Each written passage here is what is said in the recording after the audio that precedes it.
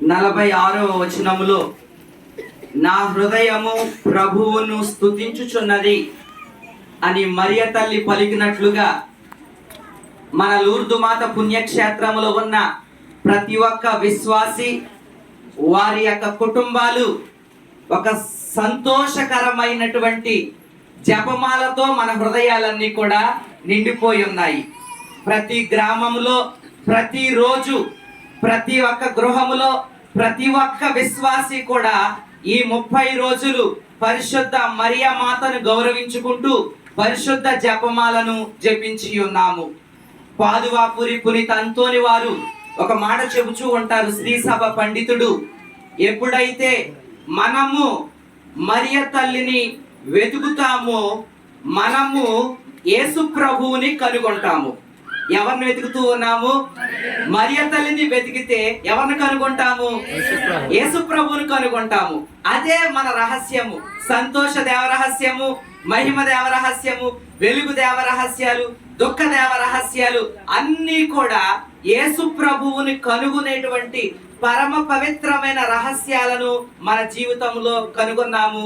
ప్రేమన దేవుని బిడలారా, సహోదరి సహోదరులారా, ప్రతి గ్రామంలో వైభవపేతముగా మరియ తల్లిని గౌరవించుకుంటూ పరిశుద్ధ జపమాలను భక్తి విశ్వాసములతో జపించుకుంటూ ఈ 30 రోజులు కొనియాడినటువంటి మనము విచారణ స్థాయిలో ముగింపు కార్యక్రమానికి ఈ రోజు మనమందరము కూడా పాల్గొన్నాము.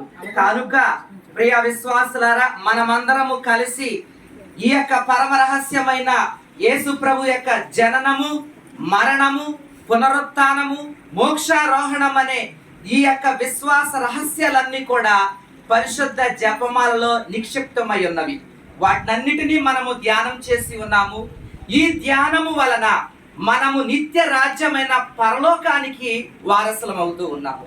మనము పరలోక రాజ్యానికి వెళ్ళడానికి ఒక జపమాల మన ఆయుధము. ప్రేమల దేవుని బిడలారా, సహోదరి సహోదరులారా, కాబట్టి ఇప్పుడు ఈ 30 రోజులే కాదు, మన జీవితాంతము వరకు శ్రీ సభ మనకు అనుగ్రహించిన ఒక గొప్ప ప్రార్థన జపమాల ప్రార్థన.